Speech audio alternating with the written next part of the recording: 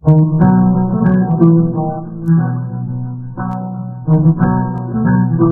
छोटे से गांव में सुरेश नाम का लड़का अपनी माँ के साथ रहता था। उसके पिता नहीं थे। सुरेश लकड़ियाँ काटने का काम किया करता था। वो रोज सुबह कुल्हाड़ी लेकर जंगल चला जाता, दिन भर लकड़ियाँ काटता और शाम को उन लकड़ियों की इकट्ठा कर बाजार जाकर बेच देता था। जो पैसे मिलते उससे उसके घर का गुजारा चलता था। एक दिन जब सुरेश जंगल से लकड़ियाँ काटकर बाजार में बेचने गया तो दुकानदार बोला, सुरेश, अब लकड़ियों की मांग बढ़ गई है, इतनी लकड़ियाँ से काम नहीं चल पाएगा, तुम्हें ज्यादा लकड़ियाँ लानी होगी। सुरेश बोला, सेठ जी, कल से मैं ज्यादा मेहनत करूंगा और ज्यादा लकड़ियाँ काट कर लाऊंगा। ठीक है, यदि तुम ज्यादा लकड़ियाँ लेकर आओगे तो तुम्हें उसे अच्छे दाम दूंगा। दुकानदार बोला। सुरेश दुकानदार से पैसे लेकर घर चला आया और अपनी माँ को सारी बात बताई। सुनकर माँ बोली, बेटा, छोटी सी उम्र में तुम्हें कितनी मेहनत करनी पड़ती है। काश तेरे पिता जिंदा होते तो हमें यूँ गरीबी का जीवन नहीं काटना पड़ता। सुरेश माँ से बोला, माँ चिंता मत कर, मैं खूब मेहनत करूँगा, एक दिन हमारी गरीबी भी दूर हो जाएगी। अगली सुबह सुरेश जल्दी उठा और कुल्हाड़ी लेकर जंगल चला गया। जंगल के बाहर के कई पेड़ों की लकड़ियाँ वो पहले ही काट चुका था, इसलिए उसने जंगल के अंदर जाकर लकड़ियाँ काटने का निश्चय किया। जंगल के अंदर जाने पर उसे बरगद का एक पेड़ दिखाई पड़ा जिसमें एक बड़ा सा दरवाजा बना हुआ था। ऐसा विचित्र बरगद का पेड़ देख सुरेश चिंता में पड़ गया। वो पेड़ के पास गया और दरवाजे को धक्का दे दिया। देखते ही देखते दरवाजा खुल गया।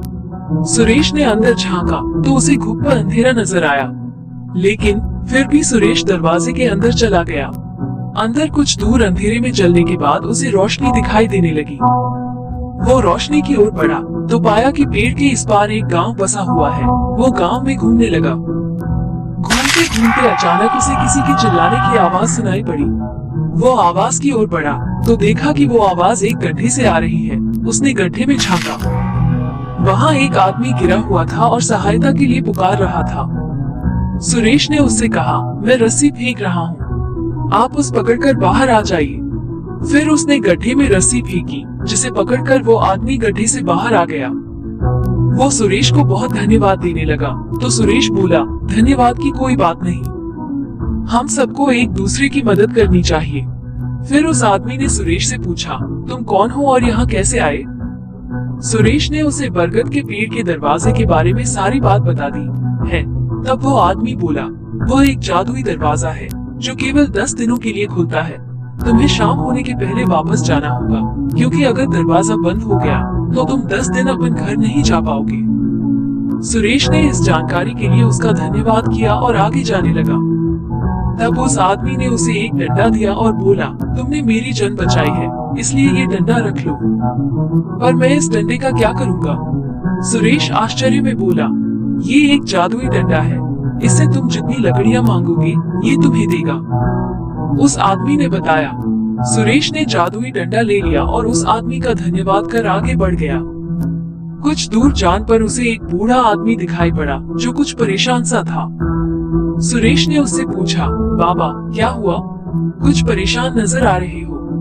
वो आदमी बोला, बेटा क्या बताऊं, घर पर लकड़ियां खत्म हो गई है, इसलिए जंगल से लकड़ियां काटने निकला हूँ, लेकिन अब इन हाथों में इतनी शक्ति नहीं रही, समझ नहीं आ रहा कि कैसे लकड़ियों की व्यवस्था करूं। सुरेश ने जादुई डंडे की मदद से बूढ़े आदमी को ढेर सारी लकड़ियां दी।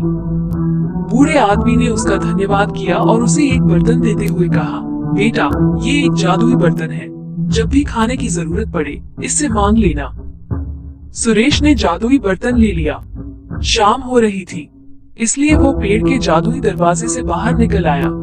खुशी खुशी वो घर पहुंचा और जंगल में हुई घटना के बारे में बताते हुए जादुई डंडा और जादुई बर्तन माँ के हाथ में रख दिया। माँ जादुई डंडे और जादुई बर्तन को देखकर बहुत खुश हुई। सुरेश को भूख लग रही थी, उसने जादुई बर्तन से खाना मांगा। ढेर सारे पकवान उनके सामने थाली में सज गए। माँ बेटे ने उस रात पेट भरकर खाना खाया। अगली सुबह सुरेश ने जादुई डंडे से ढेर सारी लकड़ियां मांगी और दुकानदार को बेचकर अच्छे पैसे कमाए। जादुई डंडे और जादुई बर्तन की मदद से धीरे धीरे उनकी गरीबी दूर हो गई और वे आनंद पूर्वक रहने लगे। कहानी से सीखने को ये मिलता है कि सदा विपत्ति में फंसे लोगों की सहायता करनी चाहिए। भला करोगे तो भला प्रतिफल प्राप्त होगा।